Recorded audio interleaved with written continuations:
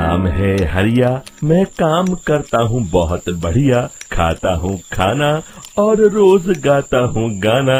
अरे यार, आज तो बहुत देर हो गई। इस खतरनाक जंगल को देखकर तो मेरे हाथ पैर ठंडे हो गए हैं। अगर मैं वक्त पर गांव नहीं पहुंचा तो मालिक बहुत नाराज हो जाएंगे। तभी हरिया को एक आवाज सुनाई देती है। सुनिए हरु जी। अरे, ये आवाज किसने दी? तभी हरिया को सामने कुछ दूर एक औरत खड़ी दिखाई देती है। अरे भाई, ये औरत अकेली इतनी रात को इस जंगल में क्या कर रही है? चलकर पूछना पड़ेगा। फिर हरिया अपनी बैलगाड़ी उस औरत के सामने लाकर रोक देता है और उससे पूछता है। अरे सुनिए, आप इतनी रात को इस खतरनाक जंगल में अकेली क्या कर रही हैं?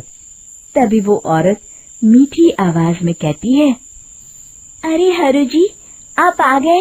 मैं कब से आपका इंतजार कर रही थी। वैसे तो यहाँ से काफी लोग गुजर चुके हैं, लेकिन मैं खास आपका इंतजार कर रही थी। अच्छा, तुम सच कह रही हो? मुझे तो यकीन नहीं हो रहा है। वो क्या है ना, आज तक किसी ने मुझसे इतने प्यार से बात नहीं की। हाँ हरु जी, मैं सच कह रही हूँ। अब देर मत करिए और जल्दी से मुझे मेरे घर तक छोड़ दीजिए। हाँ, कौन सी बड़ी बात है, अभी छोड़ देता हूँ। आप मेरे पीछे बैलगाड़ी में बैठ जाइए और मुझे रास्ता बताते चलिए। फिर वो औरत हरिया की बैलगाड़ी में बैठ जाती है और हरिया बैलगाड़ी हाँकता हुआ आगे चल पड़ता है। फिर उस औरत के बताए हुए रास्ते पर चलते चलते हरिया बैलगाड़ी लेकर एक काली गुफा के आगे आकर रुक जाता है। हरिया उस औरत से पूछता है, हाँ देवी जी, आपका घर कहाँ है? यहाँ तो एक गुफा के अलावा और कुछ नहीं है। तभी अचानक वो औरत हवा में उड़ने लगती है। देखते ही देखते उसका सुंदर रूप एक डरावनी चुड़ैल में बदल जाता है और वो जोर जोर से हंसती है। अरे तू तो एक नंबर का बेवकूफ निकला। तू तो बड़ी आसानी से मेरी बातों में आ गया। अरे मर गया रे, ये तो एक चुड़ैल है। हे भगवान बचा ले, ये तो बड़ी डरावनी दिखाई दे रही है। और फिर अगले ही पल हरिया की बैलगाड़ी में रखा सारा सामान हवा में उड़ता हुआ उस काली गुफा के अंदर चला जाता है और वो चुड़ैल भी उस गुफा के अंदर जाकर कहीं गायब हो जाती है। हरिया ये नजारा देख बुरी तरह घबरा और परेशान हो जाता है। अरे, ये चुड़ैल तो मेरा सारा सामान लेकर गुफा में गायब हो गई। अब क्या होगा? अगर मैं गांव खाली हाथ गया तो मालिक मेरी अच्छी खबर लेंगे। मेरी इस बात का कोई यकीन भी नहीं करेगा। फिर आखिर वही हुआ। हरिया के मालिक चंपक सेठ को हरिया की किसी भी बात पर रत्ती भर भी यकीन नहीं हुआ। चंपक सेठ को लगा हरिया झूठ बोल रहा है और उसने ही लालच में आकर सारा सामान हड़प कर लिया है। फिर हरिया को बेईमान समझकर चंपक सेठ उसे काम से निकाल देता है।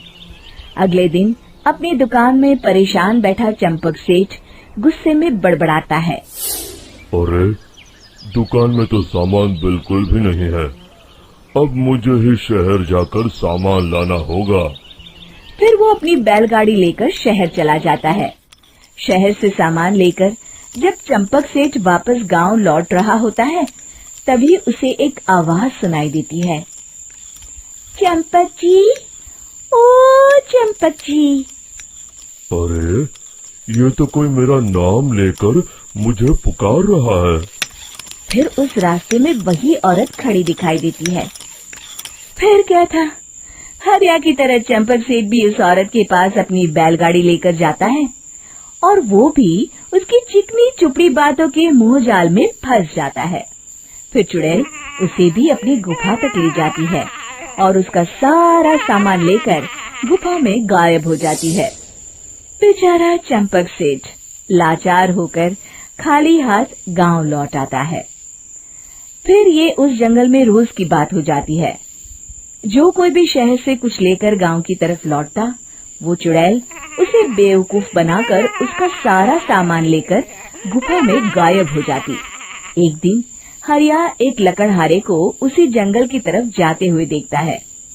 फिर हरिया उसे रोकते हुए कहता है, अरे भाई, क्यों अपनी मौत को दावत दे रहे हो?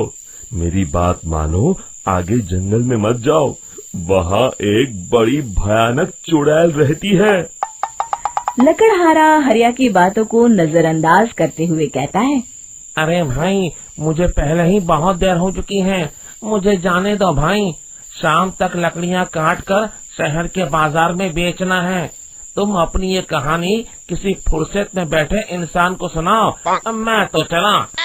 इतना कहकर लकड़हारा वहाँ से आगे जंगल की तरफ चला जाता है। फिर अगले दिन गांव के मुखिया के घर के बाहर बहुत सारे लोग जमा हो जाते हैं। तभी हाथ में कुल्हाड़ी लिए खड़ा लकड़हारा कहता है, अरे मुखिया जी, अब आप ही हमें बचाइए उस जंगल वाली चुड़ैल से। हमारा सारा काम तो शहर से ही होता है। अरे मुखिया जी, उस चुड़ैल की वजह से तो मैं पूरी तरह बर्बाद हो गया हूँ। हम सबको मिलकर उस चुड़ैल का कोई इलाज करना पड़ेगा। तभी भीड़ में खड़ा वीरा कहता है, आप लोग चिंता मत करिए, कल से वो चुड़ैल किसी को नहीं लूट पाएगी। मेरे पास एक बहुत अच्छी तरकीब है। तभी चंपक सेठ उसका मजाक उड़ाते हुए कहता है, अरे तेरा नाम वीरा है तो क्या हुआ? तूने अभी उस चुड़ैल को देखा नहीं है? जाकर अपना काम कर, बड़ा आया। तब मुखिया जी कहते हैं, नहीं नहीं चंपक सेठ, मुझे लगता है हमें इस लड़के को एक मौका देना चाहिए। फिर सभी गांव वाले मुखिया जी की बातों से सहमत हो जाते हैं और वीरा शाम को एक बैलगाड़ी में कुछ सामान लादकर उस जंगल की ओर चल देता है। वीरा, ओ वीरा, कहाँ जा रहा है? तभी वीरा मुड़ के देखता है, वही चुड़ैल एक औरत के रूप में खड़ी है। अरे बहन जी, मैं आपको ही ढूंढ रहा था। देखिए, मैं आपके लिए क्या लाया हूँ। अरे वाह, तो खुद मेरे लिए इतना सामान लाया है। तू ही अकेला गांव में समझदार है। जरा देखो, मैं भी खोल के, बड़े भूख लगी है। जैसे ही चुड़ैल उस सामान पर से कपड़ा हटाती है, एक भगवान शिव की तेज रोशनी उसके अंदर मूर्ति से निकलती है और चुड़ैल अपने असली रूप में आकर जलने लगती है। अरे मैं जल रही हूँ, बचाओ! बचाओ! ओम नमः शिवाय, मर गई मैं! देखते ही देखते वो चुड़ैल राख के साथ उड़ जाती है और सभी गांव वाले भी वहां आ जाते हैं।